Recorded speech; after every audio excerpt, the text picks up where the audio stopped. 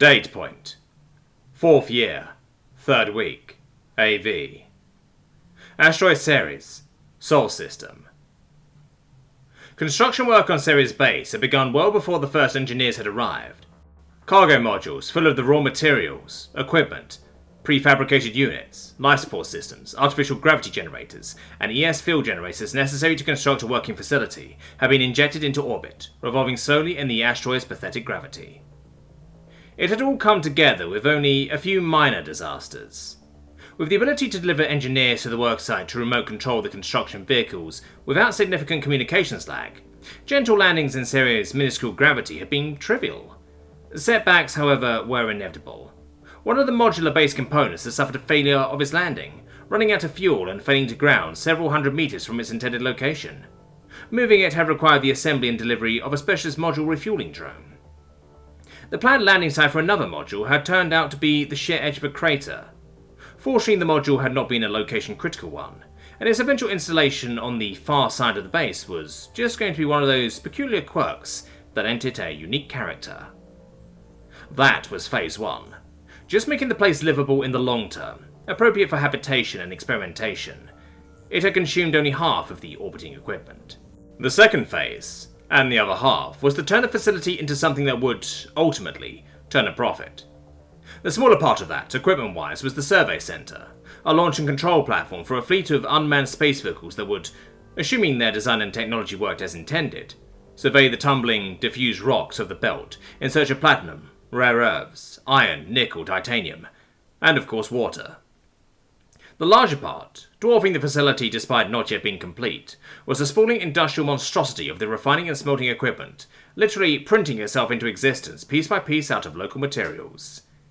This edifice couldn't possibly have been built on Earth. It was an eyesore testament to low-gravity industry, constructed around a functional concept for aesthetics. Drew Cavendish loved it.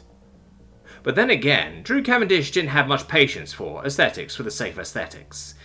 His sense of beauty revolved around the practical, the working, the mechanically efficient.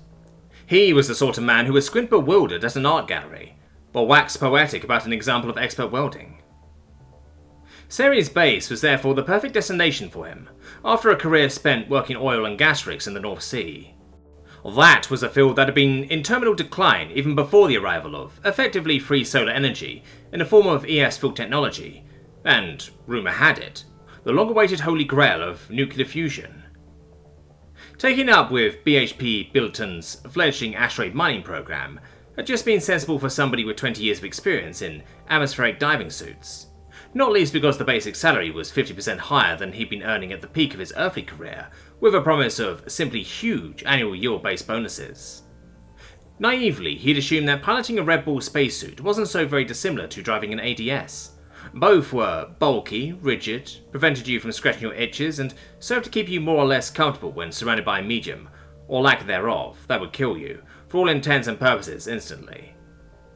That had been driven out of him in a simulated time with a VR headset.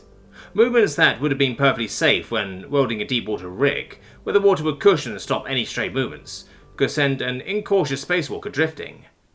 A walker could get in serious trouble just millimeters from a handhold, with nothing to kick, swim, or exert any force against to move them the tantalizing distance back to safety. He had been surprised to learn that, in freefall, and when out of contact with any surface, moving his arm also pushed the rest of his body around in accordance with Sir Isaac Newton's most ancient and famous principle of reaction. Unnoticeable when your boots were firmly on a surface under even the most tepid gravity, but enough to send a man spinning when floating free, and surprisingly tiring. But he had clear training, quickly too, and with straight A's. And now, here he was. Ceres. And beyond one glamorous tour out here getting the place set up, once the first bonus rolled in, well, he'd always promised himself that he would one day leave the grey and choppy seas of northern Europe behind for waters that were clearer, calmer, and garnished with bikini-clad waitresses and fruit drinks. He'd never anticipated that his route to paradise would be via deep space, but that was life. He'd get there. All he had to do was work. Bloody impressive, he commented, watching the pressure doors swing themselves closed behind the Hephaestus vehicle that had delivered him and some other newbies. Technically, the landing bay was perfectly pressurized by the gossamer curtain of an atmosphere retention field, but health and safety regulations insisted that the vehicle's own airlocks were not to be opened until the physical pressure doors were closed and the seals had been checked. It was a source of considerable amusement for the handful of non-humans who had been taken on as consultants and advisors to the operation that the LLC would simply not hear a single word about relying on atmosphere retention fields. They seemed to regard it as quaint to be leery of relying on a system that could fail in a heartbeat if it lost power. Drew wondered just how bloody daft and foolhardy these aliens must be to rely on a bloody force field to keep their air in, without redundancies or failsafes. Still, questionable attitude to safety aside, they knew more about mining asteroids than any human did, and that made them sufficiently valuable to the operation that translation and disease suppression implants had been mandatory for all personnel. Drew was already in the habit of running his fingers over the slight ridges of metal that adorned his temple, which was already being called the Spacer's Tattoo, but he'd fortunately managed to suppress the urge to lick the back of his two clean teeth. Sugoi! Agreed Haikichi. Haikichi Togo's ship suit bore the 3 diamonds of Mitsubishi. He was an expert in industrial robotics, whose English could charitably be described as abysmal, but that simply didn't matter thanks to the implants. He could rattle away in Japanese all he wanted, and despite not speaking word one of that language himself, Drew would know exactly what he meant. That had significantly freed up the LLC to recruit from all over the world, without regard for language barriers. "Do you know where you're sleeping yet, Togo-san?" he asked. Drew may not have spoken a word of Japanese, but he knew about calling people san if you wanted to be polite, and it seemed to be appreciated. "Not yet," Togo admitted. "If the company hasn't got a place picked out for me, I think I'll just have to pick out one of my own." "Well, I'm in D block, and you seem like you'd make a good top bunk buddy," Drew told him, as the safety teams declared the hangar sealed, and the H vehicle popped its seals. "Thank you, Cavendish-san." "Hey, we don't stand on ceremony like that where I'm from. You can call me Drew if you want." "Daru." "Close enough, mate." They shook hands and parted ways, bound for the offices of their respective company reps. The complex was eerily quiet compared to the staging platform in Earth orbit. Where there was a space station, made oddly loud by the absence of any medium outside to carry away the sounds so that they echoed around the interior, here the facility's modules were anchored to the rock of the asteroid and had a layer of sound insulation on their underside that conducted noises away into Ceres itself. It was much more peaceful, and cooler too for the same reasons. Still, it was cramped, full of narrow corridors lined with equipment, conduits, cables and piping, all hung with instructions and safety posters. He could see why maximum BMI had been one of the conditions of employment. Anybody too bulky in these corridors would have been a serious obstacle to the flow of traffic that already involved turning sideways every few steps. The BB administrative module felt almost like any office complex back on Earth, albeit one that was after hours or maybe open on a holiday. The only movement so far was a trio of IT techs getting the computer set up, and the Dyson robot vacuum cleaner that was methodically patrolling the carpet. He was just wondering which office was to be his, and whose he should report to. Then a slick-haired, skinny blonde man with a chestnut tan and a few too many wrinkles for his age stuck his head out and shot him a very white smile. He was wearing a loud blue Aloha shirt over his company overalls. "Good day, you Cavendish?" he asked. It could have been more stereotypically Australian if he'd been wearing a hat with corks in it. "That's me," Drew agreed. "Beau." The Antipodian extended a hand. "Drew Martin, mate, I'm your foreman." "Ah, you're the other Drew." Cavendish returned the handshake. "Good to meet you, mate. I heard good things about you from Di Dawson." "Good old Di," Martin grinned. "Bloody good miner, that one. Had bauxite in his bones." "He said something similar about you." "Ripper. Come on, step into my office." Martin's office was, mercifully, not as straight up as the man himself. In fact, it was the purely professional space of somebody who took their job completely seriously. The walls were already thoroughly papered in charts, rotors, schedules, checklists and more, the paraphernalia of a mining director. His desk was a line of 4 monitors, all currently on the screensaver. "Good news is, we found our first rock already," he declared. "One of the USVs called a nice first prospect, and it's in a stable Ceres orbit too, so no time limit either. Perfect first score." "How big?" "CB group, 280 meters, about 27 metric megatons of Bencubinite." Both Drews grinned. That one rock alone contained enough nickel and iron to assemble the entire facility. "So, we're just installing the safety thrusters," Drew mused, thinking ahead. There would be no need for anything else for an asteroid that was orbiting Ceres itself, just enough to correct its orbit whenever it became perturbed. His team's job was to fly out to new stakes and fit them with the engines that would gently nudge them into serious orbit for the mining teams to take over. Bloody right! When? Your team arrives Thursday. I want you checking the suits and gear. Make sure everything's up to code. We'll go when you're happy. Great. I'll get settled in for now. Starting all that in the day shift tomorrow. Bonza! Looks like it'll be good working with you, you poly bastard. Drew chuckled, knowing full well that Drew M was just being friendly. Looks like, he agreed. Date point. Unknown. AV. Classified facility. Earth. 6 hated himself. He hated humans. He especially hated Stephen and Carl. But most of all, he hated the conclusion he was starting to form. The conclusion was this: that victory was impossible. There was, he was coming to realize, simply no way to withhold the information that his interrogers wanted. He should suicide now, pop the implants in his head, and rob them of their victory before they won it. But something was stopping him, and the thing that most frustrated him was that he simply couldn't figure out what it was. He was being played like an instrument.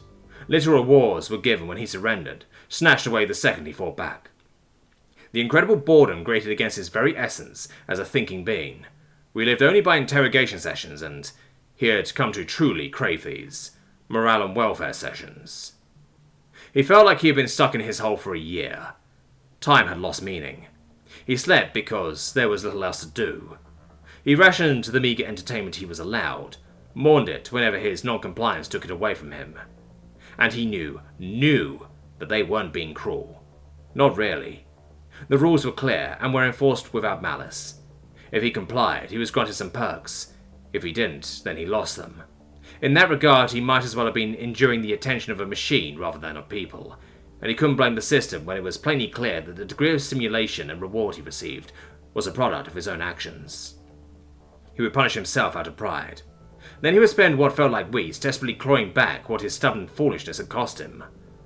He couldn't win, and he knew it. And it was this thought that finally blossomed into an understanding of why he didn't just self-terminate. He was 6, a single-digit architect of the death of species. He knew himself to be among the very, very best that the hierarchy had at its disposal.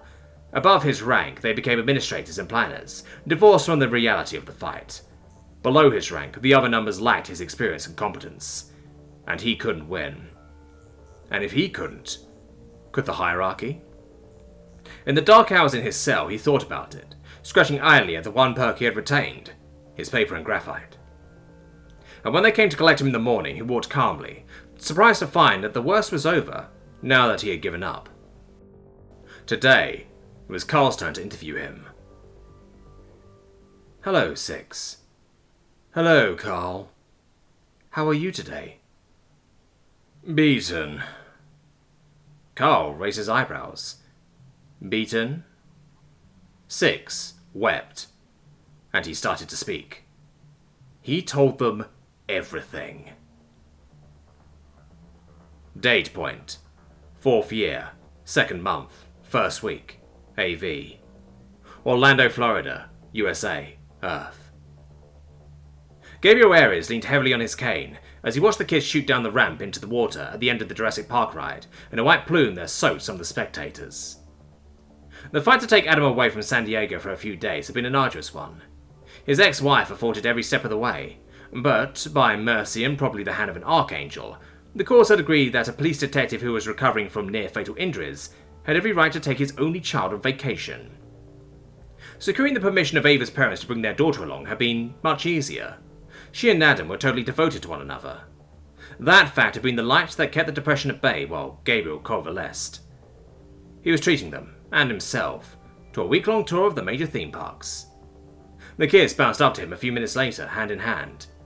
Both were now past their 16th birthdays, and Gabriel wished his own love life had been so good at that age. Where next? Adam asked. Ava nudged him in the ribs and rolled her eyes. Are you okay, Gabe? She asked. Gabriel had insisted that she use his first name.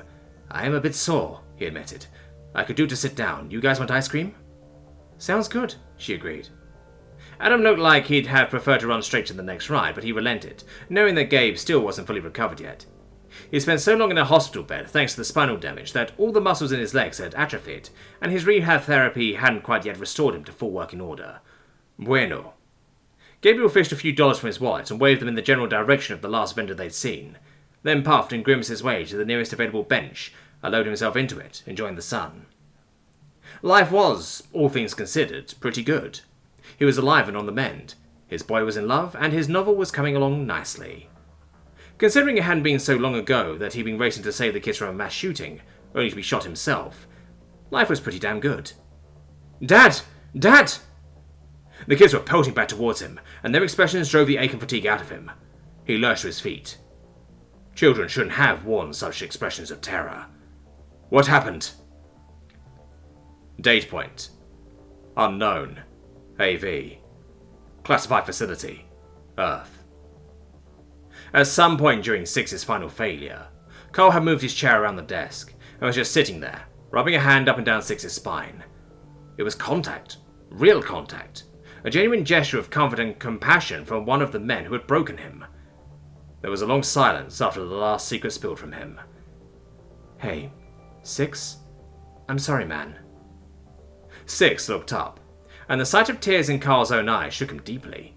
He'd known that he had built something of a relationship, even a warped friendship with his interrogators over his long incarceration. But he had always persuaded himself that it was a distant one, with a thick professional barrier in place. They hurt themselves to break me, he thought. But he wouldn't have been Six if he hadn't tried to fight back, to claim something here and now, in Carl's moment of weakness, to hurt him on an emotional level. Fuck you! You've beaten me. I've betrayed everything I ever lived or cared for. I've destroyed the hierarchy, and now you're fucking sorry? He exclaimed. More than you can know, man. I've been through this. It's how I learned to do it. Carl looked down and wiped his eye, before looking back up, and now there was a determined set to his face. You and I are a lot alike, Six. We'll do anything for our people. Me? I'll bleed for them. I'll hurt myself in all kinds of ways for all the lucky fucks out there. He waved an arm at the wall, indicating the whole world beyond, who don't know the first goddamn thing about what kind of pain gets put into keeping their lives safe and happy. So yeah, I get it. And I'm so very, very sorry that I did this to you. I mean that. And Stephen would say it too if he was here. Six just looked away. It doesn't matter if you're sorry or not. You've won. I've lost. And if your people wage war like they get information out of people, then my kind are doomed. There was a long silence. Then Carl stood, returned to his side of the desk and grabbed a folder from under his laptop. Do you remember one of the first things you were told when you arrived here, Six? He asked. Six just stared at him, blank. But, too tired and defeated to put up a fight, he reviewed his memory archives of the very first session. One of the, he had now learned, few advantages of being a machine intellect was perfect recall of details like that. I was told that Stephen was assigned to my case, he said, reciting the memory in order, that your goal was to learn as much as possible about my associates and me, that my first meal here consisted of mashed potato, biscuits and gravy, and peas and carrots, that you don't do that kind of thing, meaning the torture I had alluded to moments earlier, that I was perfectly safe, that your first and most important priorities were information and... He paused. And a peaceful resolution. Carl finished for him. I've just told you that the hierarchy's objective is your extinction, and you're saying that you still want a peaceful resolution? Carl rested his elbows on the desktop. My nation has fought bloody and difficult wars in opposition to genocide all across our planet. And from what you've told me, your species and the hierarchy are about the same thing to each other as this organization is to the American public. Which means that your people are, more or less, blameless of plotting to destroy us. He shrugged. For me, the idea of wiping out your civilization of trillions to save our civilization of billions sticks in the craw. Never mind that doing so would mean having to slaughter every other living thing in the galaxy. Which you could, Six said. Easily, Carl agreed. If we wanted to. We don't. Six snorted. You aren't authorized to speak for your whole species. Nope, Carl agreed again. But still, we don't. But don't get me wrong. I'm not saying we'll just sit back and invite you to wipe us out. If it comes to it, if the only way to survive is to wipe out every living thing in the Milky Way, we would, if we have to. He locked eyes with Six. Do we have to? What's the alternative? The alternative is, you and I come up with a way to save both our peoples. Date point: 4th year, 2nd month, 1st week, AV. San Diego, California, USA, Earth. 72 was panicking, and now was a terrible time to be doing that. He had planned to switch safe houses immediately upon the fiasco at Skateworld, but that was a complicated and risky process which demanded biodrones for maximum security. Things were just too sensitive to rely on local resources. These things weren't Vizdak, Robolin, or Alabenilin. They weren't stupid or mercenary enough to fail to notice something amiss. So, against his better judgment and good protocol, he had been forced to remain where he was for months, hoping that finally some appropriate human subject would blunder into his stasis trap for conversion into a biodrone. That hadn't happened. Instead, months had passed without development. Six had been declared killed and restored from his last backup. The replacement Six had not returned to Earth, but had remained off-world to ponder the implications of the almost precedent response to their planned hive poking. 72 was, for the time being, on his own again, while the hierarchy decided what to do. For now, he needed to rebuild his assets and await orders. Then, the assault started. It came from nowhere. Cars converged on the building in whose basement he lurked, pinning out of the ordinary city traffic all at once, parking synchronized in the alleyways and streets around him, or vans hauled into place and heavily armored soldiers deployed barricades, holding back the city public. There were 3 layers of door and wall between 72's inner sanctum and street level. The outermost layer was breached almost before he had become alert to the attack, physically smashed off their hinges by men with steel tools. The second layer of doors were thicker and sturdier.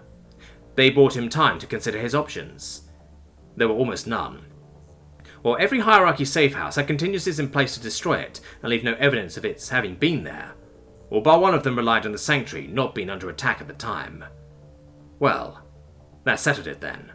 All bar one meant there was only one option.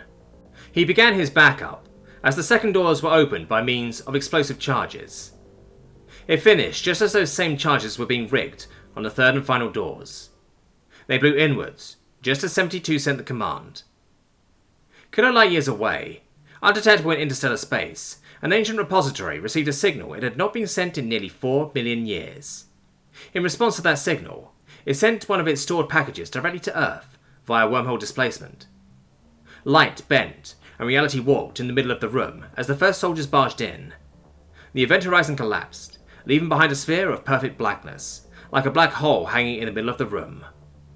Without its power source, the stasis field collapsed within a microsecond. Very, very briefly, 5 kilograms of pure antimatter were let loose in the heart of downtown San Diego. They forever changed the face of the Earth.